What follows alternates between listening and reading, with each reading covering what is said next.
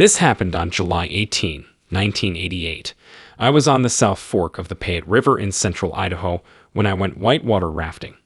We started down the river and soon found ourselves in an area with quite large waves. In front of us, a car-sized boulder jutted out of the middle of the ocean. To the left was a steep and dangerous channel.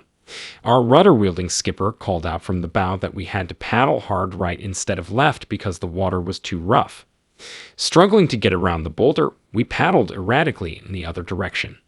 However, the boulder was reached by the current, and we collided with it.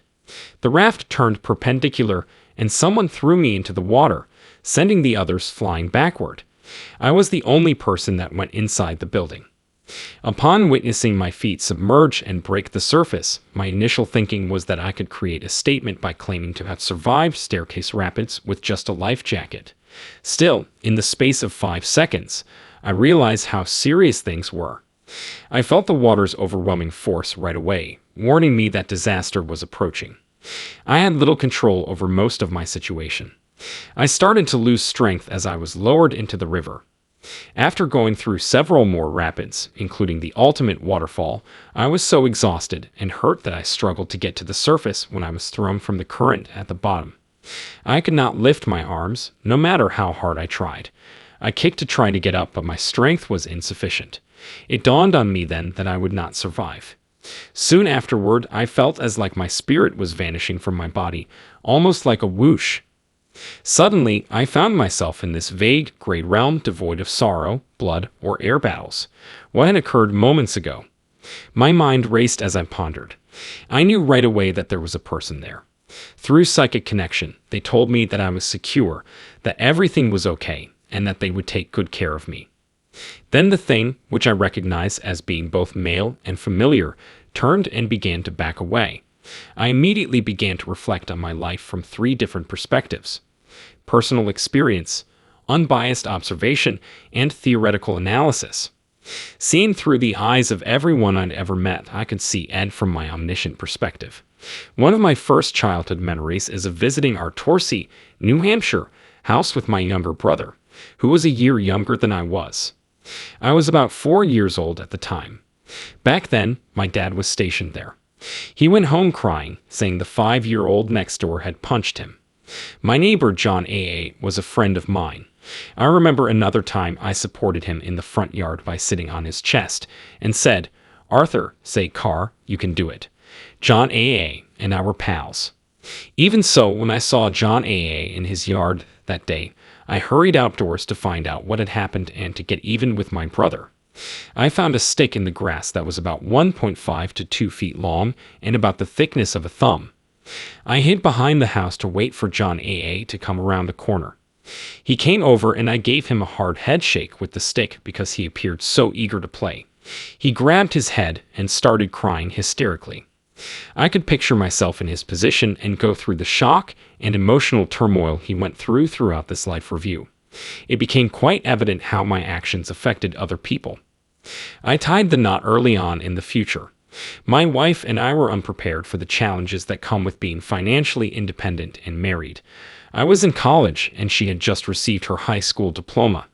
Our conversations were often painful, so I genuinely detested the way I treated her. I watched closely to my left as I completed this assessment in the hopes that she might react to my actions.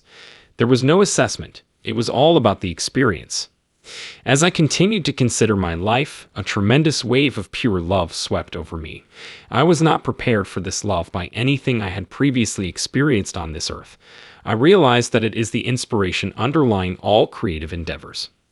I realized that each and every one of us carries within our consciousness a loving, judgment-free being known as God. In Western Christian conceptions, God is usually portrayed as a nice elderly man who lives in heaven far away. That makes sense, I guess, for someone trying to understand God. That makes sense, and I can understand why he is so commonly referred to as our Father. Based on my observations, we are not distinct from God. Rather, we are an essential part of God. We choose to live as these amazing, loving people and acquire experience in doing so. Considering that we already knew everything, why even come down here? We therefore frequently lose sight of our initial goal.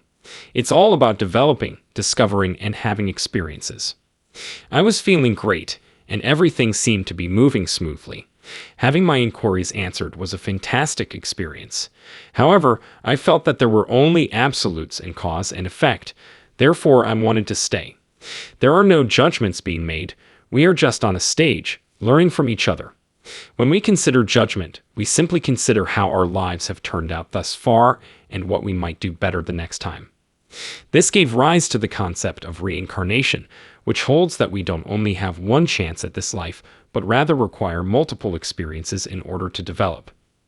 Now is the time for you to make a decision, I was told after what seemed like an endless series of events. You have an option, you can stay or you can go. However, if I wanted to stay, I had contracts or commitments with other persons I had embodied with at the time. It was imperative that these promises be kept. If I stayed, the remaining agreements would remain unmet, and I would have to make them all over again in a different life. It was like beginning over in a different grade, which gave me hope that I wouldn't dislike going back. Reluctantly, I said, "Okay, I'll go back." After I made that decision, I felt instantly at one with my physical self. I was floating slightly below the water's surface at the foot of a staircase. I was aware of my awareness, even though I wasn't sure if I was fully back in my body at this point. Downriver, I could see BR, the man in the kayak, searching for me. Others were looking for me too. They were on a different raft around 60 or 70 yards distant.